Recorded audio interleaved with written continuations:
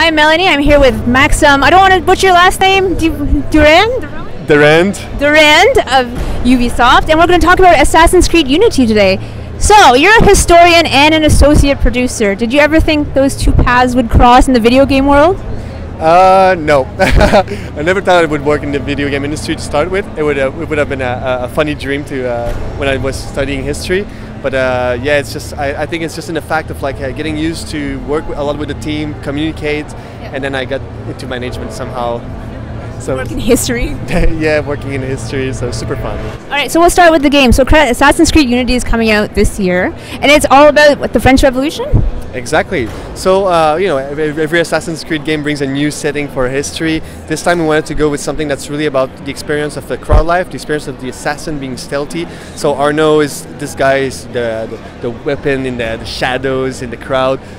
So we have this massive urban playground that we can play with, and then the history, it's just huge. The fact that we can finally get to the French Revolution is tremendous. All of these historic characters are super relevant for mankind. These events, such as the storming of the Bastille, storming of the Tuileries, I mean the beginning of human rights in paper, and really, and like it really changed mankind. So it's really fun for the players to finally get to start with that. Change some history. Yeah. Other than the story, what else can we expect to see that's new in Assassin's Creed Unity?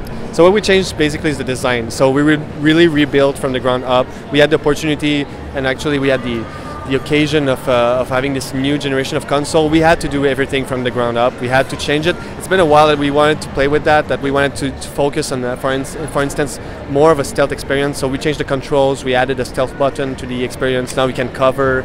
You have last known positions. So design that will affect the way you're going to play the game. So it's not only visual. Obviously, if you looked at the trailers, I think the game looks crazy good. I mean, the landmarks. That's what the new console gives us as an opportunity with. But for us, it's really about the design. Now you can customize your character. You can play with your friends on co-op missions. So what they are is they are duplicate of the single-player missions. I'm looking forward to playing with my friends. Actually. Yes. So previously you could play alone your character a bit the way the game wanted you to play it. Now what you can really do is customize. It was a good moment because we wanted for a long time to be able to do missions with your friends. So now that you have a customization system that's really deep, you can actually see differences between the strengths of characters, either for people that want to play stealthier or people that want to go for like of a more fightier approach. You have that one friend who just runs in, guns a-blazing, and you're trying to stealth back there in some hay or something. Exactly.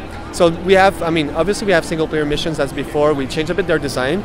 We have co-op missions which are a duplicate, and then you have heists that are very close to a gameplay experience, a bit less narrative, and this is more about stealth. So in this case, for instance, for heist, when you play it, if you go stealthier and your friend doesn't, and he gets spotted, his reward gets spoiled, while yours is not. Still okay though? So you're okay. So if my friend screws up, I'm totally safe. You can either save him or you can just let him go. I'm not saving him. Yeah, it depends on. It's up to you to decide. He's out there on his own. There you go. Was there many hurdles working with the new generation of consoles? Obviously, it was a great occasion. When we started ago, it's almost 4 years now. We just didn't know what new next generation consoles were going to be. So obviously, it's a learning from all of us. So no, we're super happy with what the outcome is. I mean, obviously, it gave us an opportunity to change, as I said, whole design, but also graphically. But we're really kind of happy with that. So I spent half an hour just looking around about how beautiful it is and how nice the water looks. That's going to be me. Just look at that water. You look at like, and you walk around, and actually, I mean, everything that people do is like drawn from history. I mean, being the historian, that's the kind of detail I would be looking for. But all the jobs that people are doing in the city, so the crowd life, they're all doing jobs from 18th century. Again, we have to remind ourselves that like today everything is made by a machine. Back then everything was made by hand. It's just like you look at every character that he was doing like parachute from the ground up. Well, I mean, he didn't kill the cow, but almost, you know. So tell us about some of the history you guys worked into Assassin's Creed Unity. All right, so the city we've recreated is a Paris of about 1789 to 1800.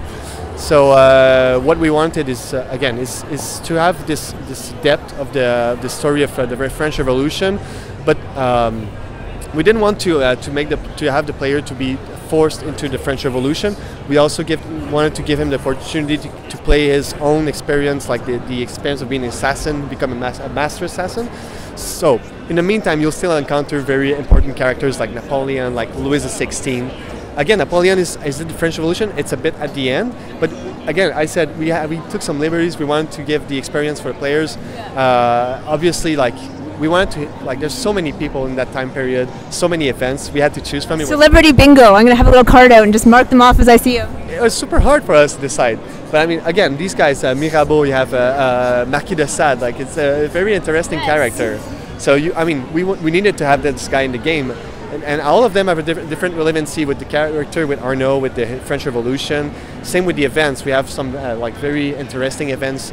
Prison Massacre is not something that's as well known, but it's very intense. You want to play that, so yeah. It's again, there's so many things brought from history. It's really the biggest scope for history that we ever did.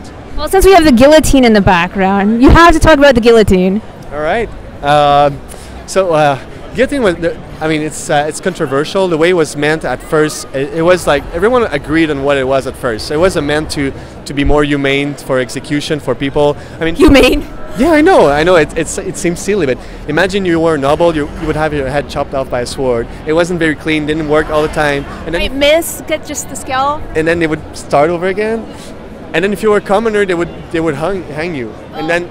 At the moment, they just try to get rid of all the distinctions between classes, and that was seen as the most human way and fastest way, painless way to kill someone. Again, this is debatable, but at the time period, it started off as that, but it just became a tool of terror, and within the Civil War that became the French Revolution in Paris, it's just thousands of people that got mass murdered. For like many reasons others than royalists and loyalists or Republican. It was just a nightmare. So that tool really became a tool of terror at the end of the revolution. That's where we bring the character up to in the storyline. So is it an important symbol in Assassin's Creed Unity? You'll see them. You'll see them where they were at during the French Revolution. You'll see them in action all day and night, as it was in the French Revolution. Well, thank you so much for talking to us today. Thanks a lot.